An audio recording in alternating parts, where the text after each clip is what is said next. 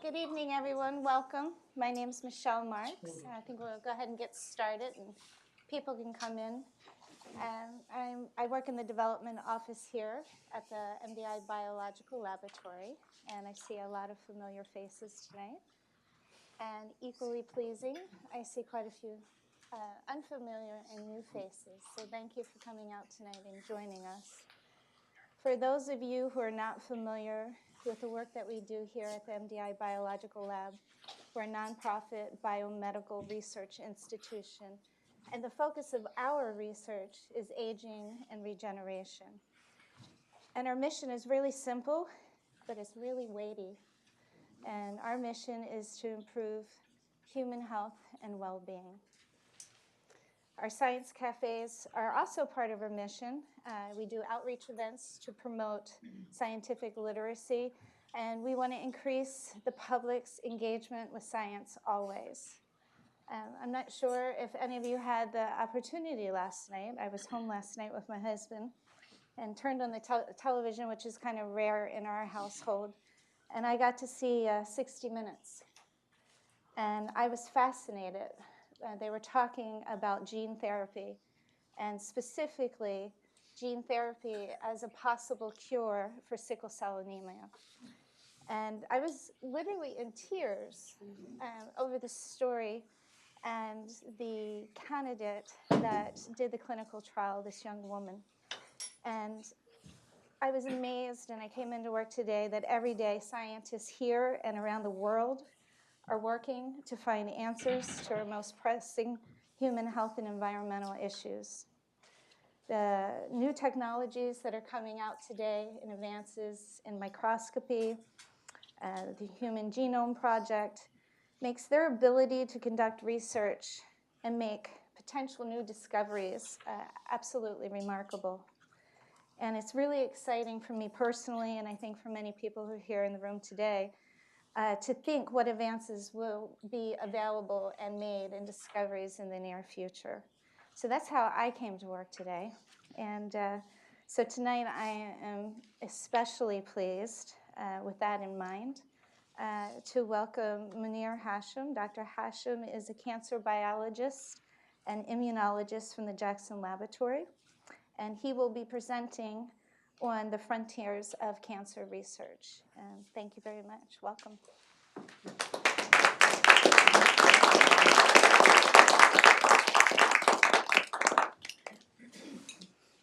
Well, good evening, everybody.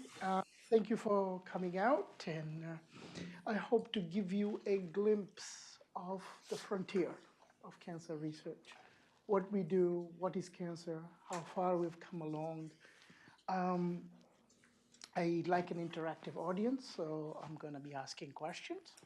And I also am going to give you an exam at the end. I won't keep it long. You'll be in time home for supper. All right. So what is my first question here? Jackson Labs had to show you that. I'm not from the MDIBL. I am the neighbor. So it's good for MDIBL to invite once in a while the neighbor to talk. Right? So what is cancer? Anybody?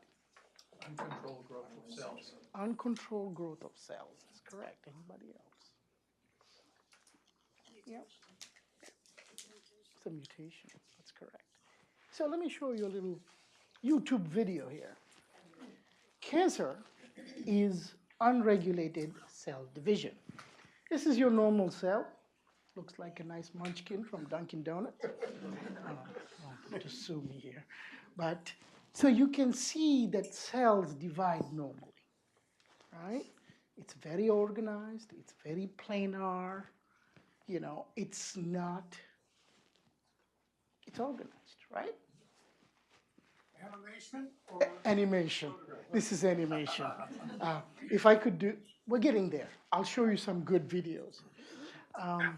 So this is cancer cells. Tell me, what do you see? Just speak out. Exactly. Look how it's dividing. It's piling on. It's unorganized. It is just going out of control. So this is cancers, the way how it grows. You see asymmetric division too. They're not all of the same size. They're not all similar to each other. Now, side by side, I will show you. Look at the speed at which each of those grow. I don't know if you can see there's numbers here. This is a little bit small, but you can see, and I'll read the numbers. It's 438, 8, 138, right? It's the speed at which it grows. That is what makes it more dangerous inside the body, right? It's sucking up all the resources, and it's just taking up what it needs to take in order to grow. We'll look at it a little bit differently as scientists.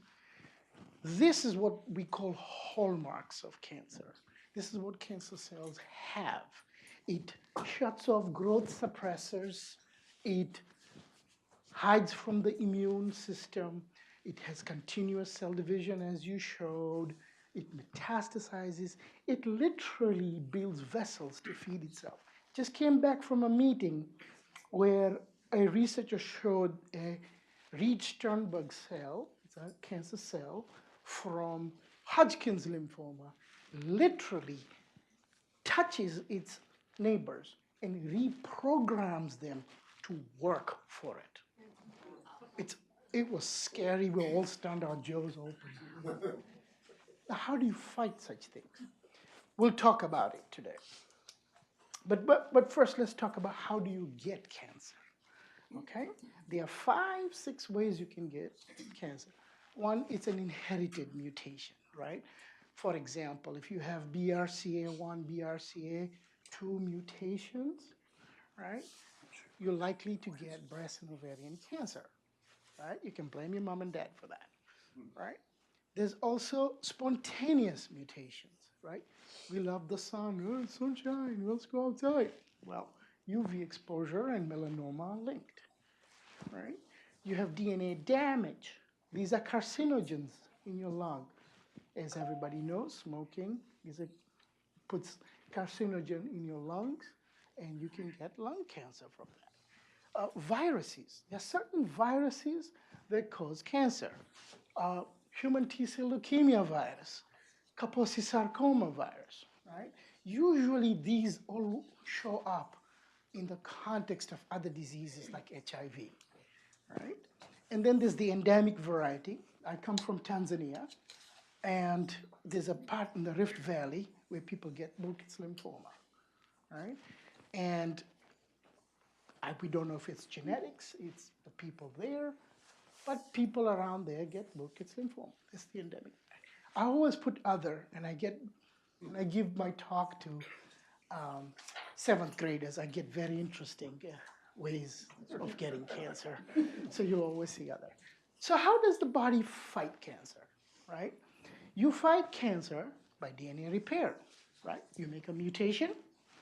There's a repair system in your cell that comes, fixes it.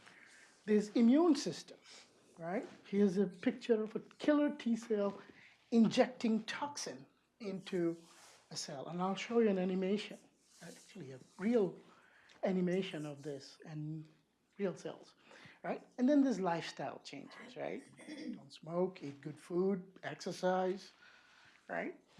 That can have you repair cancer, prevent cancer, okay? So here's the animation. The green is a T cell, and the blue, maybe red, is a cancer cell. And you can see the red dots. The T cell first recognizes the cancer cell and then tries to inject those red dots, which is a packet of toxins inside the cancer cell, right? Here's another example, and you can see the T cell, while even fighting, one cell is almost looking for another one, ready to go. These killer T cells are the key to new therapies, as I will show you very shortly. So it looks like the sun to me, right? So before I proceed, I am going to give you a little primer on the immune system because I'll be throwing out words, and please stop me if I just don't want to keep babbling along here, right? So your immune system starts as a hematopoietic stem cells in your bone marrow, right? And when I teach this to younger audience, I tell them, think of your body as a castle, right? If your body is a castle, you need an army to protect it. You have your foot soldiers or your pikemen. These are big cells that just go around your bloodstream, chewing up all the debris. These are your peasants. Then you have mast cells. These are your trebuchets that throw histamine in case you get a worm infection, right? Then you have your red blood cells. Those are the supplier. They give oxygen to all the immune cells. You got your repairman. That's your platelets and thrombocytes to seal wounds so that not more infections can get in. And then you have your professional army here, your scouts, your knights, and your archers. Your B cells are your archers firing antibodies. Your T cells are those killer T cells that I just showed you, right? So if you think about, it's quite interesting that the immune system and the medieval army is like similar. The two never knew each other. One important fact that I'm going to raise here, that's very important in understanding the therapies that I'm going to show you, the new therapies, is about the immune system itself. The immune system needs to be educated from self, from foreign, right? You have to be educated. Failure to educate the immune system leads to autoimmune disease, right? So this is a very important part of what I study and other people study, is to understand how does the immune system recognize self from foreign. But there's another one here called neoantigen. Cancer produces proteins that are mutated, and these are neoantigens that get released. So it is the targeting of these neoantigens that the new therapies are targeting. Are we together? All right. Good. It's going to be on the exam. Right. So why do we need new therapies? Here's one instance. You start off with a cancer, biopsy is done, and you recognize it's all the blue cells, right? But you have a mutant hiding amongst these. And here is a recent paper that was published. This is a biopsy.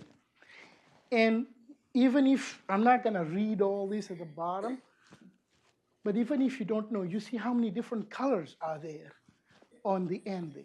So even a very, very small section, each of those colors represent a different type of cell. So when you take a biopsy, you can see all sorts of cells all conglomerated together. So how do you target this? So let's say you do a biopsy and that you get a treatment. This treatment removes all the blue cells, and then after a while, that red cell comes up. It's a new cancer. It was different from before. Now, if your chemotherapy, and we'll talk a little bit more about chemotherapies, usually they are poisons. Usually they are DNA damaging. You damage your normal cell. Now you got two cancers instead of one. This is why we need to keep up with this. We need to go away from this paradigm. And I'll show you what's being made. Another reason chemotherapy is toxic. For those of us who have seen cancer patients, we know it's devastation. I have heard patients refuse chemotherapy because it was just devastating for them, and they say they'd rather die being cognizant of their surroundings, right? And then there's the side effect that nobody talks about. And this is one of my colleagues is studying this, Evelina Jacks. It's, you say, okay, we're going to give you this DNA therapy. It affects the ovaries. And you'll say, well, I'm old enough. I'm not going to have any more babies. Well, okay, you can sacrifice the ovaries. No, you can't, right? Because the ovary produces estrogen and progesterone that controls other systems of the body. So even if you think you don't need it, you still need it. So we need new therapies. We need to work on new things to push this frontier. Okay? So, cancer cure. Since the ancient times, people have recognized cancer. There's manuscript Imhotep in ancient Egypt. And please don't watch the movie Mummy. That's Imhotep is the bad guy. He was a real scientist. He recognized breast cancer, right? He actually documented breast cancer in very good detail, right? But surgical removal is still one of the frontline medicine for cancer. Surgeons will try, and they're getting better and better. Then there is radiation, which is X-rays, and then there is chemotherapy, which right now, it's poison. They'll try to poison the patient so much that they're hoping the cancer will die and the patient survives, right? We need to get beyond that, right? So today I'm going to tell you 3 new therapies that are on clinical trials, and some have already been accepted, right? One of them is oncolytic virus therapy, immunotherapies, which I do, and targeted chemotherapy, which I do. So with that, before I go, I had found this poster in 1938. We're still using things that were discovered in 1938. At that time, everybody was, war-prone, and they would say, the only safe weapons against cancer are surgery, X-rays, and radium. It says down here, do not trust your life to any other method. What other method is? So I will disagree with them now. I say there is another method, and that's what I'm going to show you. So I'll start with my own work. I used to work with squirrel monkeys. Well, not the squirrel monkey themselves, but a virus in the squirrel monkey. It's a herpes virus that causes leukemia in other monkeys, but not the squirrel monkey. So one of my PhD thesis was to find out what happens in the biggest monkey, or the smartest monkey, I don't know, which is human beings, right? So the project itself was okay, and it didn't go the way we wanted. We found things about HIV, which is kind of weird. But one of the things I published and I found was there was a protein in this herpes virus in a monkey that could specifically target T cells. And we published that work a while back. But at that time, we're like, okay, we found the protein, great. But I'll tell you what has happened since then. What they do now is they engineer a virus that carries that specific gene. You with me? Good. Or they would engineer a weak virus. You can engineer viruses now. What they do is they will inject this directly into the tumor. It's called intratumoral injection. So imagine you got a red tumor there, you inject it in. What happens is that virus will go, it's inside, it's going to start lysing that tumor. This lysing is going to release neoantigens. New antigens that the immune system has not seen. Remember, the immune system is educated as to what is self and what is foreign. What's being released now from the cancer is neoantigen, a new antigen that it hasn't seen. So guess what? Your immune system will be like, there's a threat, there's an infection, and it will come and clear up the whole tumor. There is right now, it's called TVAC, from Cancer Research Institute, and it's in clinical trials. Now we've gone from poisoning people, zapping people, to specific immunotherapy. So let me understand this. Yes. So the cancer is trying to hide itself Yes. from the immune system. Yes. And by putting this virus in, Yes. it exposes it. It kills the cells and it releases the antigen. And now it's seen by immune system, and it comes and attacks it. Excellent. Exactly. You got it. What happens if you're taking an immune suppressant? Problem. There are ways around it, but if you are undergoing this, it's in clinical trials right now, so they're looking at in combination. In short, not all immune suppressants work the same way. There are different parts of the immune system. You can suppress one part, but not suppress another part. So sometimes they would give this with prednisone, something like that. Okay. Any other question? Yes. Yeah, so do you need a different virus with every type of cancer, or are they similar viruses?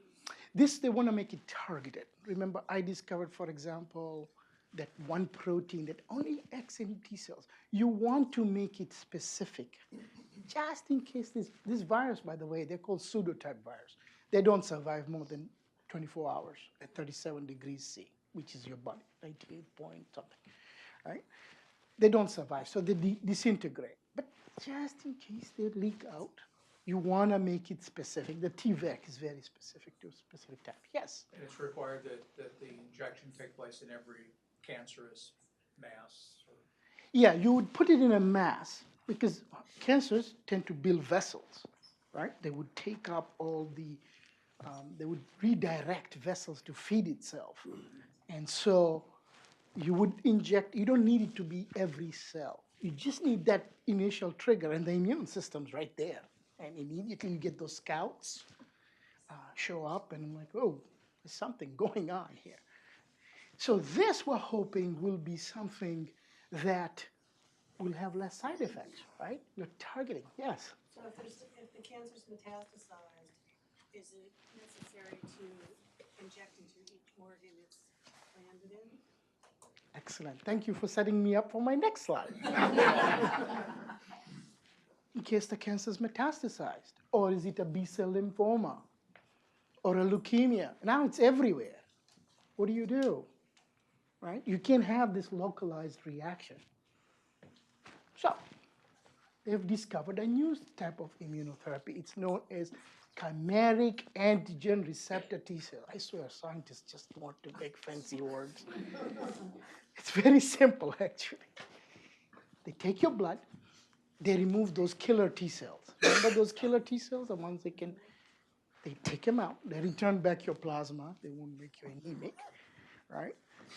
They will engineer, so let's say you have a B-cell lymphoma. Remember, B cells are considered self, right? A T cell will never attack a B cell in a normal circumstance. They will engineer a virus, infect those T cells in tissue culture, in a dish, and these T cells are going to release a new receptor that recognizes B cells as foreign. Make sense? I can repeat it. You engineer a receptor, put it in the T cell, the killer T cell, teaching the killer T cell that the B cells are foreign. So what will happen when you re-inject your own T cells back?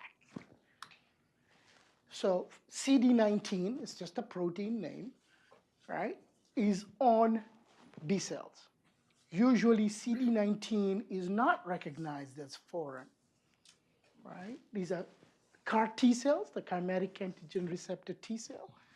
They have now an anti-CD19. Now they will see your B cells that are everywhere foreign. They will attack it, they will kill it. But then you're also releasing neoantigens, right? Because you're breaking it out.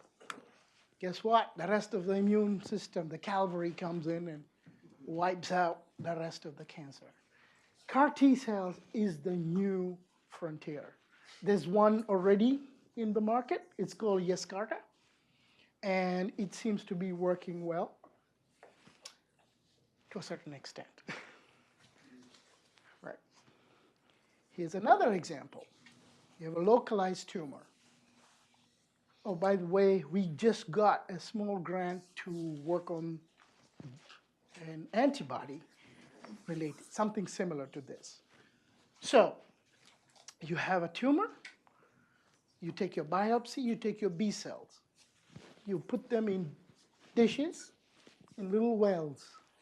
You identify the clone that recognizes, the B cell clone that recognizes the cancer. You can now grow it in vats, purify the antibody, and inject it directly back into your bloodstream. And the antibody will do the same thing as the killer T cell will do. Right? Keytruda, you must have seen TV commercials. I was on Keytruda and I'm happy now. Boating out in the sea. Right? Keytruda is one of the successful ones. It blocks a certain receptor. The mechanism is a little bit different from what I've explained, but Keytruda is one of the ones which is an antibody. If you see drug names with MAB at the end, that stands for monoclonal antibody. So Keytruda is good, like prazolamab or whatever. All right. Make sense? We're going to go a little bit complicated now. This is not, are you guys with me? It's like, what is he talking about? All right. So again, we're trying to find chemotherapies that are very targeted. Right? So inside your B cell, when the B cell sees a foreign particle, it makes a protein known as AID. AID cuts the antibody gene and rearranges it in such a way to make it, so you have rearrangement and then you have repair, right? You can have broken DNA. And it makes something known as class switching. Your antibody switches classes to make the arrow specific for the antigen. Make sense? And then, yes. Oh, look at that. It flew right out. Okay. Yes, Why did the T cells, why did we have to go away from the T cells? we don't. This is another example. Okay. These are different, you gotta hit this, you gotta hit cancer from multiple angles. Remember I was talking about that mutation? If you hit it from one angle, it's gonna come back at different, it's a nasty enemy. Are we still on or did you destroy this? Okay. All right, that's okay. Right? So this is known as class switching, this process. And with proliferation, you get a robust antibody response. So this was known. Yes, ma'am. So you've done 2 examples. This is a Is it third because- example. Is it because one didn't work, so now you're trying another one? No, we're hitting cancer a different ways, Okay. right? We're gonna hit you with CAR T cells and antibodies. Oh my goodness. And how come I keep doing this? And also, we're gonna have this new system, right? We try, because of resistance, we have to have the arsenal ready. So when you see an oncologist, when somebody sees an oncologist, they will make a decision what to start you off first. Usually you'll start off with radiation because that's general sort of nasty stuff. But then we're moving slowly away from that. So it's not like the T cells have gone bad. Could. So potentially, I came from a meeting, this showed that some patients had a resistance against that. That CD19 that's sitting on the surface of B cells decide to shut it down. Now your CAR T cells are moving and there's no B cells to recognize, right? So you hit it with something else. So you wouldn't necessarily have all of them unless number one failed and then you go. That depends on the oncologist who's treating you, right? Sometimes we get 2 at a time. Sometimes we get 3 at a time, right? It depends on how bad the cancer is, what the pathology shows. So it's never, these days, it's never one thing at a time. Never. Maybe you answered my question, because you said maybe it's a type of cancer that you have. Do these 2 therapies can be applied to the enormous amount of cancers that we have Yes, out there? because imagine with the CAR T cells, you can engineer the receptor to recognize anything. It doesn't have to be B cells. It doesn't have to be. So, for example, if there's a metastatic breast cancer, right, and they know the origin of that breast cancer came from a certain type of cell, it's shared amongst all the other metastasized spots because they'll do multiple biopsies, right? Now you can engineer a receptor that will hit all of them at the same time. Is that something that, Yes, How long does it take to process through your body to get rid of that? Assuming it depends on the works. patient. It depends on Are the we talking patient. 3 days or? Oh, no. We're talking about weeks, months, years. I would say weeks and months. All right. Yeah. From a treatment perspective, doing two at once seems like a good idea, but are researchers concerned about doing more than one treatment at the same time in terms of understanding how do you figure out what's working when you're doing two at the same time? I mean, that depends on the particular. Yeah, so it really depends on the type of cancer. They will know by doing multiple biopsies downstream as to what we've targeted because What works? what worked, what did not. But usually when a patient is at that stage, the trials is what we do at Jackson Labs, right? That's my job to test, this works alone and this works with this in mice. When it comes to patients, they rarely do that. They want you cured. That's the first priority. Okay, so I'll go back here. So B cells produce this AID protein that's only in B cells, by the way, not any other cell. Right? And in only a specific time will a B cell do this. It doesn't do it often. Right? Does it once in its life. I came in and ruined for everybody. So everybody was pleased with the previous model. I showed that AID is promiscuous. We published on it several times. It's promiscuous and it destroys the DNA. I still cannot figure out why does AID, why do we do that evolutionarily? It doesn't make sense. So, but it requires a specific pathway to repair, and that controls proliferation. Make sense? Right. Cancer cells have hijacked this process. About 45 to 50% of B cells cancers produce AID out of nowhere, and they don't shut it off. They keep it on. Other cancers have shown to have AID. Why? Because AID has a mutagenic issue with it, right?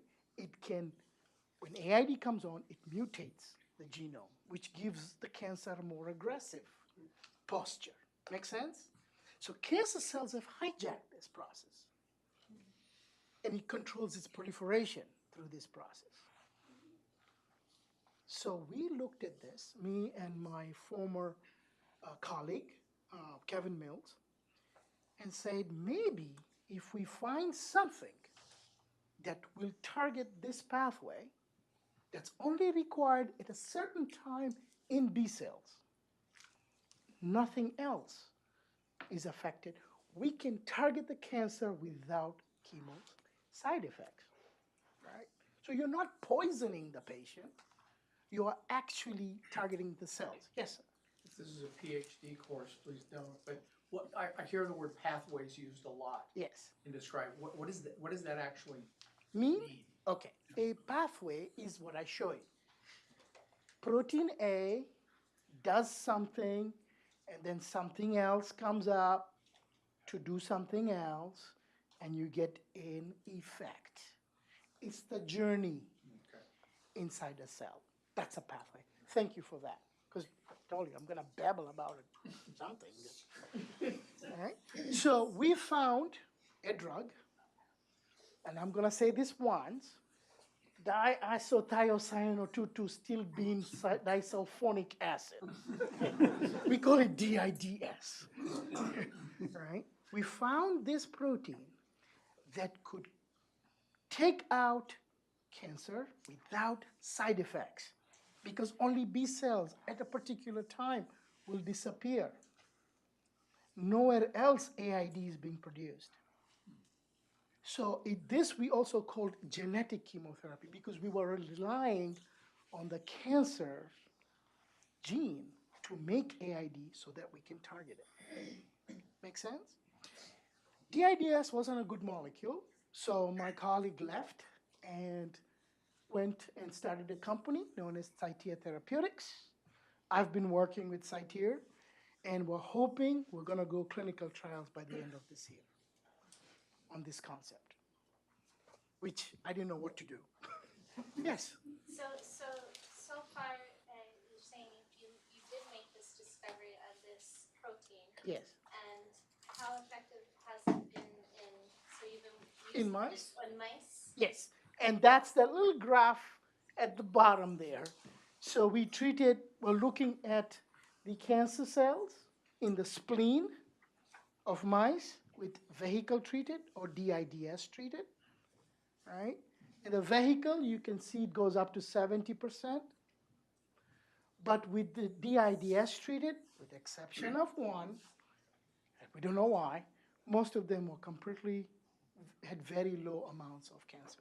So each circle or each triangle is a mouse with human cancer. Yes? And so you're hoping to go into clinical trials with the site here. After having these results in mice, did you go into a different animal model? Okay, so DIDS, I'll tell you, is not such a good molecule. Cytia Therapeutics has developed better molecules. We have tested other animal models. They have done, not we, I shouldn't say we, I'm not part of Cytia. They have tested other animal models. They have done a lot more ever since. This is just my contribution in the beginning. Right? It takes a long time you just can't take a molecule like that and just, okay, come on over, guys, There's a lot of processes, a lot of regulation involved with this, right? So, does that make sense? Yes. I have a comment. The DIDS, I noticed none of them have 0 cancer cells. Yes. Is that the goal, to go down to 0, or once you get low enough it's irrelevant, or your body? Very good. Thank you. Thank you for that question. Good noticing. It didn't go down to 0. As I say, DIDS is not the best molecule. It's a good starting compound. In fact, this compound is not very good because it's got some features of it that will not be very bioavailable in human beings. So the goal is to go to 0. The goal is to go to 0. This one is not so good yet, right? So what I do is preclinical research. I start the path and say, guys, we got to go down this way.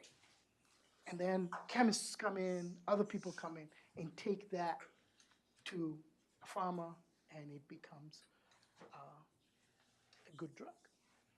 But imagine if you had 70% of your spleen with cancer cells, you're down to 5. It's pretty good, I think. Sorry. Yes. No. Would you ever consider cancer just a chronic condition that requires periodic treatment that at 5% or 10%? I will come to that towards the end of my talk. You're always going to be a carrier. Yes. Are these therapies effective for all cancers, or? For this one, this targeted chemotherapy is specific for the cells that produce AID. I need that damaging agent that naturally cancers thought they had an advantage over us. So we're going to produce AID and mutate all the time. Guess what? We're going to use that AID against you by blocking a pathway, a way to that. Make sense? So what cancers are those? About 50% of B-cell cancers express, 45 to 50 express AID, and a number of prostate and breast cancers don't go by rules. they will turn on anything to give them that selection advantage. Yes, the back. Let's see if I can express this question. So CD19 is expressed when AID is also expressed? Is that? CD19 is constantly on the surface of B cells. Okay. It's just a marker. It identifies a B cell as a B cell. AID comes on and off. Okay. Right? So you're measuring CD19 on the right? Yeah. So I'm measuring CD19 to look at all the B cells because I don't want to miss anything, right? I'm not going to measure AID because those will be dead, I hope. Right? And it'll be a skewed data. Yes. I have a totally different perspective. And you can tell me Excellent. it's not I relevant. need those. But I want to know the business aspects about this. Oh, So okay. you in Jackson Lab and your colleague Yes. have found a possible way to go. Yes. And so he goes off and he starts his own company. Yeah. He does work. Yes. Does Jackson Lab get a royalty? Yes. Everything we discover, at least I discover, I have intellectual property on it. Okay. I have two intellectual properties on this pathway. So we do get royalties. So Jackson Lab is getting NIH money and other grants and stuff like that. So in essence, This is why we are paying for this with our tax dollars. That's correct. So We benefit certainly by the technology being developed and curing cancer. That's correct. But are people getting rich on taxpayer money? No. No. They are disclosures. We have our legal counsel that tells us what we can disclose and what we cannot disclose. No, but I guess Jackson Lab gets royalties from anything that comes out of this. Maybe. Well, I'm not. Let me put it this way. I'm not very familiar with the business end of this. I can give you a contact of the it's not person. that important. Yeah. But we try. Jackson Lab is a not-for-profit foundation, so we don't make profit out of anything. Any royalties go right back into generating more science, right? So nobody's getting rich out of this. I haven't seen a dime out of this. Trust me. That's too bad. Right? Yes, it is. No, but it's more like when Big Pharma takes over and starts mass producing it. Yes. Is that where you're going with that? Yes. Well, How how does the feedback come to us? A lot of times, Big Pharma will spend a lot of this money to do more research, to keep up with the cancer that's fighting us, right? Most of the immunotherapy right now that you see have come from Big Pharma, right? I know there's a tendency sort of to say, well, that Big Pharma, but it gets very complicated once that once it hits the market, and then you have speculation going on and other things that is way beyond my expertise, I should say. I discover things, I publish them, I IP them so that we don't lose so nobody can steal the work, but that's the extent that I go. So if we had universal healthcare for all in this country or the world. I'm not touching that with I'm here to talk about science.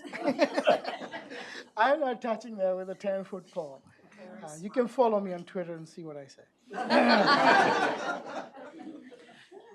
Right.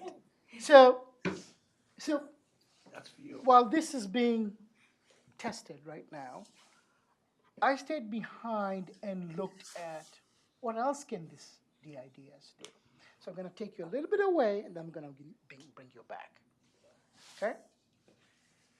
So it's been known for a long time that cancer likes glucose, right? It will take up glucose like crazy, right? So 1960s, I believe, it was discovered that 2-deoxyglucose, which is a mimic of glucose, it's just glucose with one piece missing, can actually prevent cancer. It's not a good product because what else needs glucose? Everything else in your body, right? So you need copious quantities that could have severe side effects, but it is very good. And I'll show you an example. This is from Derry Rupinian's lab, one of my colleagues. Right? You have a tumor on this mouse. This mouse gets non-Hodgkin's disease, non-Hodgkin's lymphoma, naturally, right? Naturally, they get this, just like human beings. If you consider the mouse and the size of that lump, it is like a basketball in a human being. 2-week treatment, it's gone with 2DG or 2-deoxyglucose. Everybody was excited. This is the first time we showed a drug that was discovered in the 60s can work on non-Hodgkin's lymphoma. Yay. Well, not really. Okay.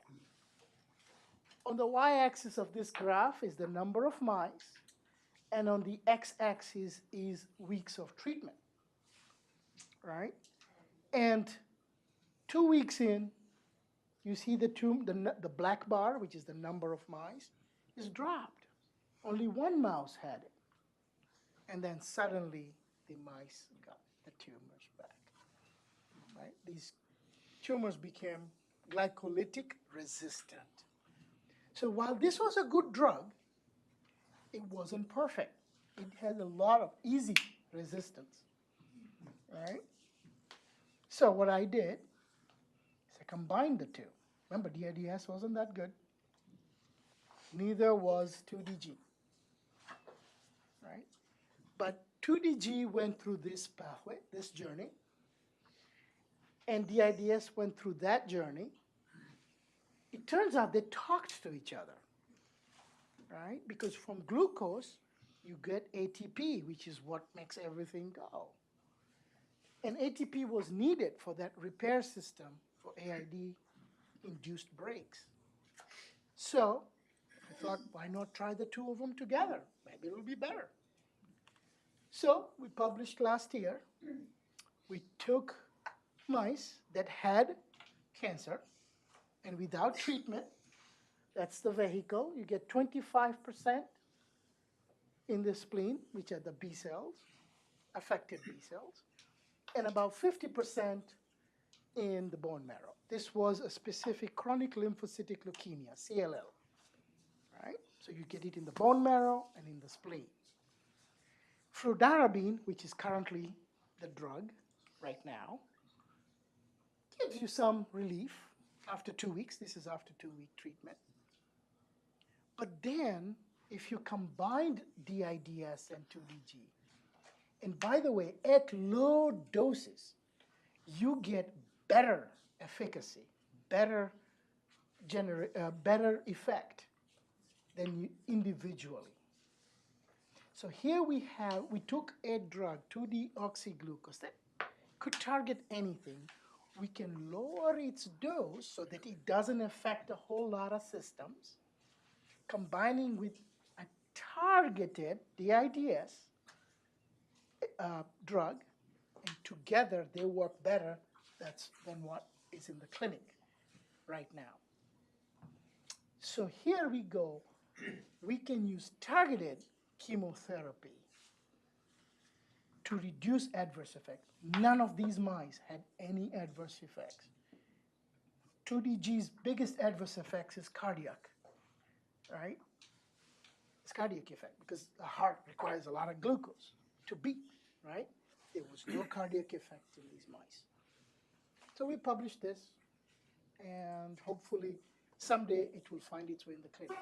I'm hoping some oncologist is going to pick this up because 2DG is already FDA approved, and the other drug, DIDS, is not. It's a bad drug, but there are mimics of it elsewhere. Okay? Sorry. Yes, no problem. So, can you start trials before you go to the FDA? No, you can't. Not in this country. Other countries.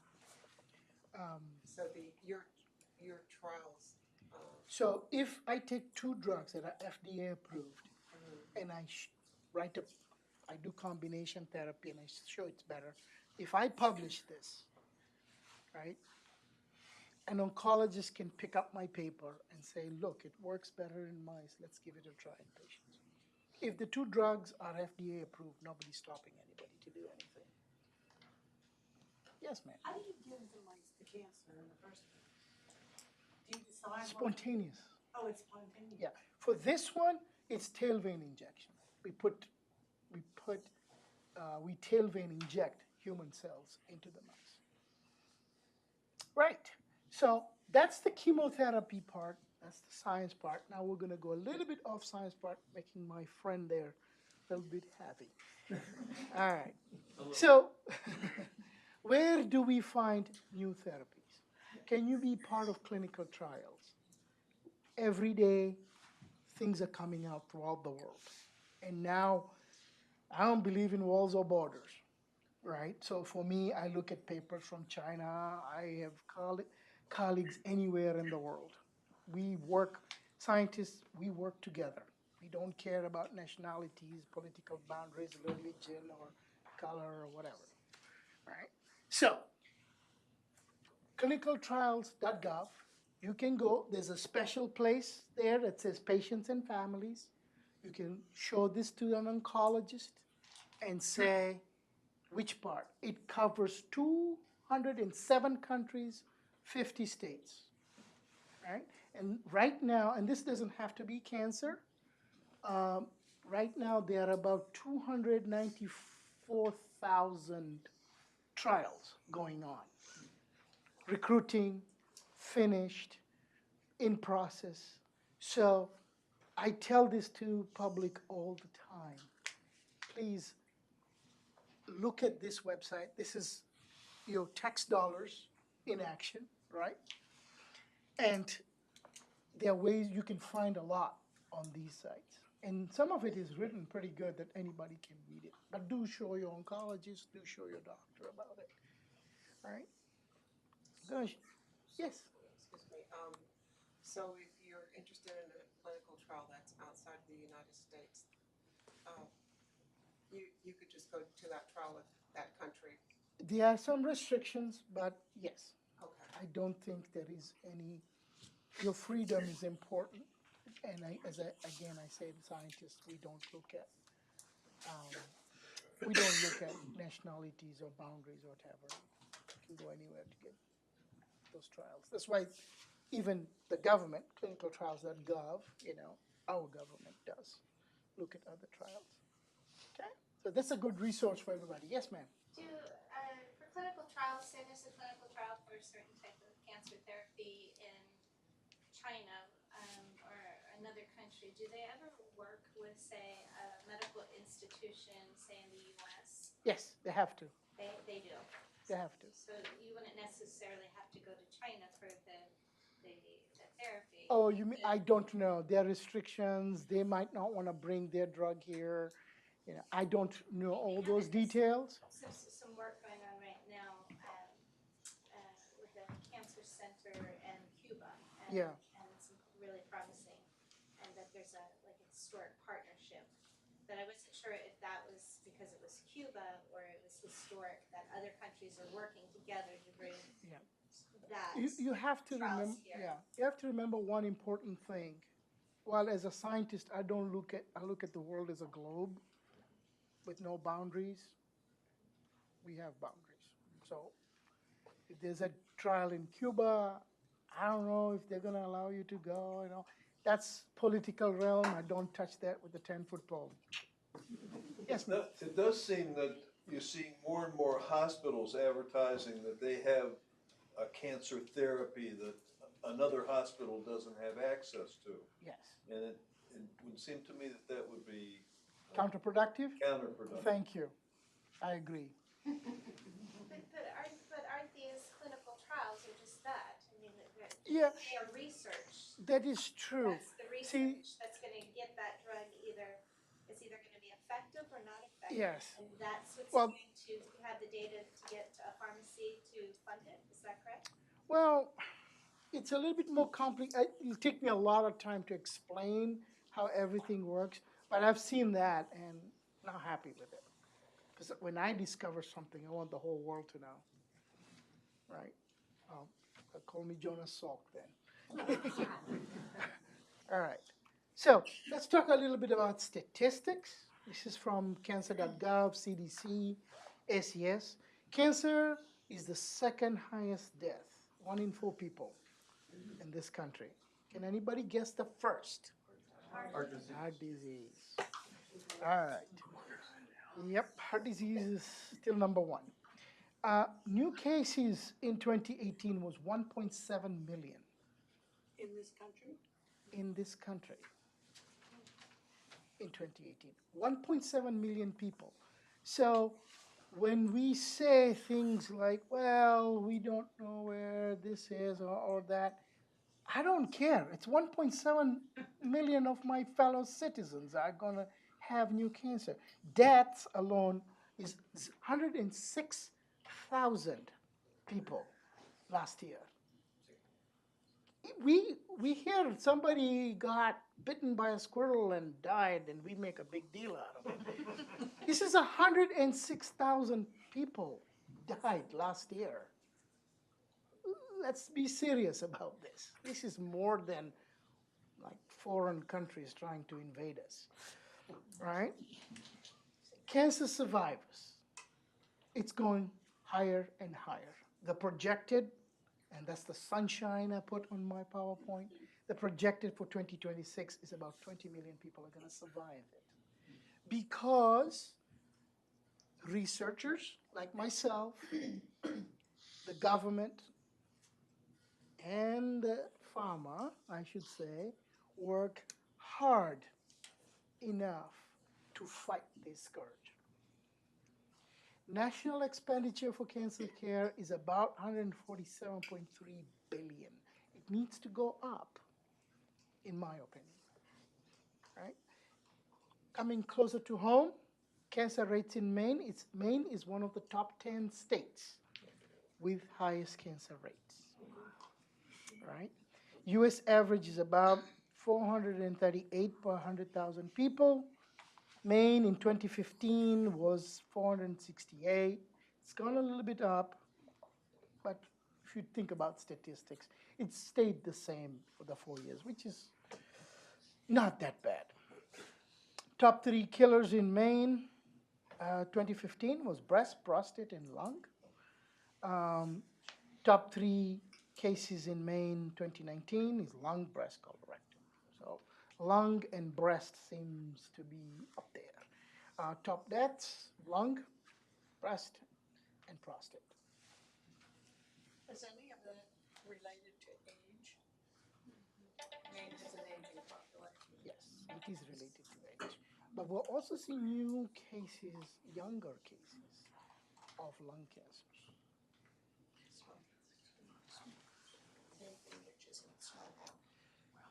Yep.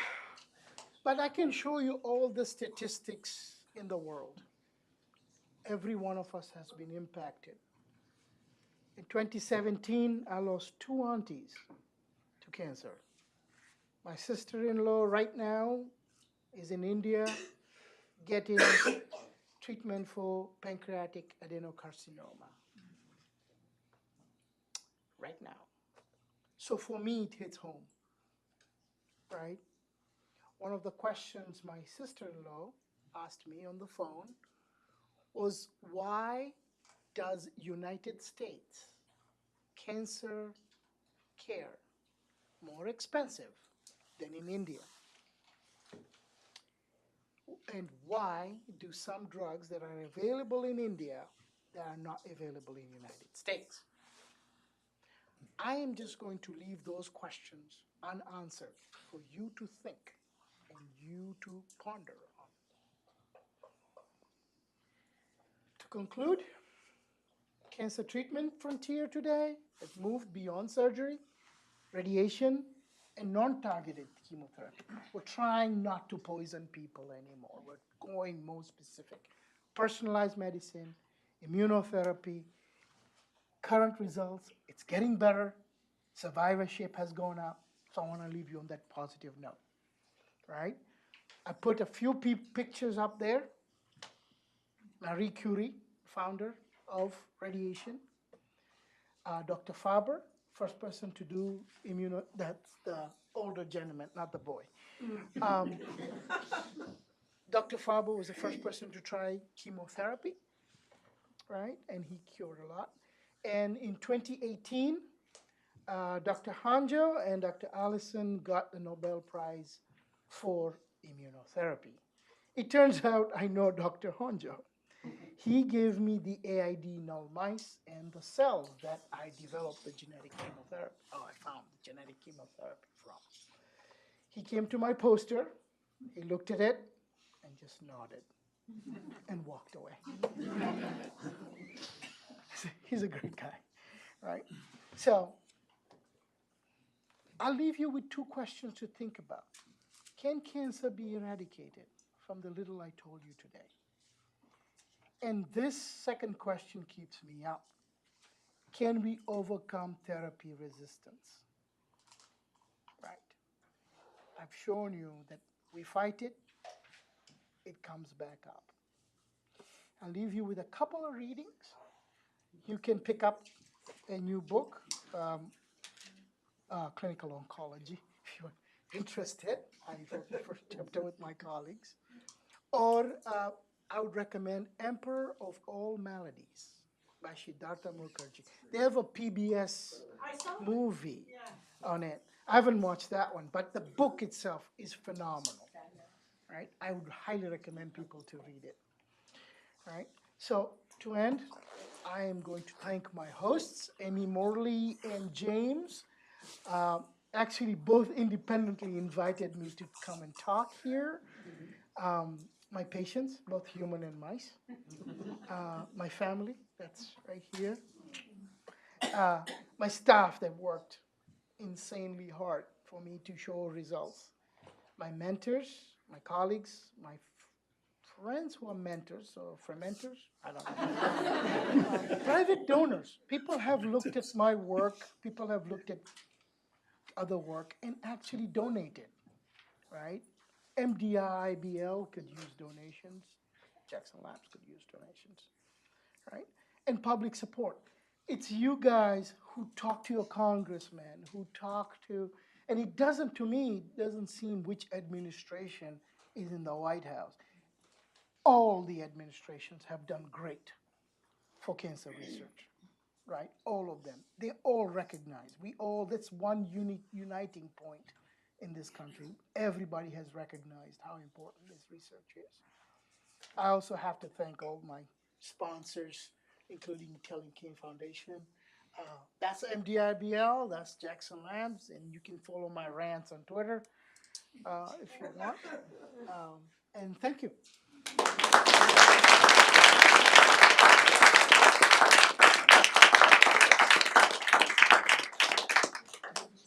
Do you have a few minutes? Do you want to take 5 for questions, or I can. I don't keep people from supper. do you want 5 minutes? Just a couple questions. Yes, sir. I'll give 5. A few years ago, the press had a lot of information on a strategy for attacking the growth of the blood vessels. Yes. Any update on that? I haven't followed that personally. It seems like there is some progress done on anti-angiogenetic drugs. That's not my field of expertise. I'm more DNA repair mutations. But yes, I would say I have seen a couple things, but I can't explain It's them. ongoing. Yes, it's definitely ongoing. It doesn't hit a dead end anyhow. No, we rarely try. We're stubborn people. We rarely accept dead ends. Across the board in our population, is there any correlation between aging and more susceptible to getting cancer? Yes. Yes. So your cells have been trying to are dividing since way back when you're one cell, right? We're all one cell, and that's kind of freaky. So after a while, you accumulate mutations, you accumulate damage, and that damaged cell has a propensity to become tumors. We should all thank our immune system and DNA repair systems. Otherwise, we barely get past 12. All right? Cool. Yes, sir. So you said that some of these therapies were able to be used with 50% of breast cancer or some prostate cancers. How can you tell if they're going to be effective by the biopsy? Yes. So what happens usually is you'll get a biopsy, they'll look at the markers, the cancer cell, the things that they put on the surface, right? They'll do some staining, and then they'll say, well, it's going to be this, this, and that, because their cancer cells are making this, this, and that. So this is like a matching game that you can do. It's like, okay, this cancer cell produces this, therefore we're going to give you that. We're trying to get away from that general sort of like, let's zap them, or, okay, we're going to remove it surgically and hope for the best. Yes, sir. I know one of the three that you had up there for me was prostate cancer, and I know that, I've heard from my doctor that, maybe you don't even want to worry about prostate cancer because if you get to a certain age, the side effects of trying to treat it might be worse than, now some of the things that you're coming up with, are Yes. those things that would allow you to basically go against prostate cancer without those side effects? Yes. So, for example, right now prostate cancer is surgically removed, right? And it has a lot of effects on the body. So, for example, prostate cells produce, and they can tell which kind of cells from the biopsy will produce a certain marker. And then you can engineer a CAR T cell to attack that marker. You have to re-educate your T cells and say, you know what, in normal circumstances, this cell is normal. But now we're going to teach you that this is not normal, and you're going to destroy it. So if somebody gets a diagnosis of cancer, how do you know what doctor to go to? Start with your primary family doctor. Every MD is valuable, right? Because they know where to start, right? They know, at least the MDs that have come across on this island are smart people. They have connections. They don't just sit looking at patients. I know that for certain. They actually are people who have connection with EMMC. We're lucky to be here. EMMC at Lafayette Center has excellent doctors. So if you went, for example, to your GP and they said, go down to Boston.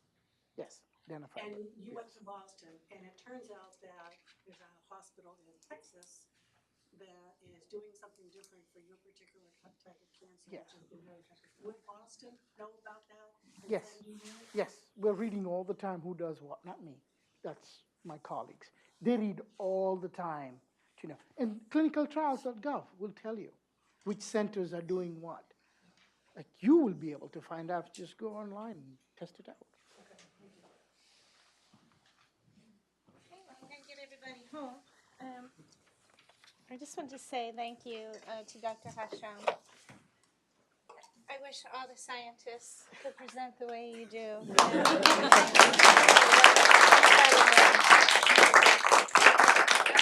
I want to thank everyone for coming out. It was a beautiful day. It's an equally beautiful night. I'll get you out. I just want to let you know that our next Science Cafe is on Monday, April 8th at 5, and it'll be in this building. And it's going to be Todd Little-Seibold and Ellie Harding, and they're doing a presentation on apple culture. but what microbes can teach us about the history of Maine cider craft. And there's going to be samples, and there's going to be science very involved. And actually, we've had a lot of email exchanges, and I expect this one to actually be a super full house. I also want to remind you, if you have any questions about the research, if you in particular have any questions about funding, you know, that's what my job is. That's what we're here to talk to you about. How does it go from basic scientific research to collecting the data, to publishing the paper, to getting the NIH grant, where donor money comes in, and then once there are discoveries, how it gets from that discovery, and it could be $20 million 10 years later, and answer some of your questions. Our research in aging and regeneration obviously ties in with cancer, and the collaboration that we experience with the Jackson Lab and other institutions around the state of Maine. Just like he said, you know, there are no boundaries in science. So if you want to learn more about our work, if you'd like to go for a tour, my name is Michelle Marks. Call anyone in the development office, and we'd be happy to answer your questions and to show you a little bit more about the work that we're doing here. So thank you. Thank you.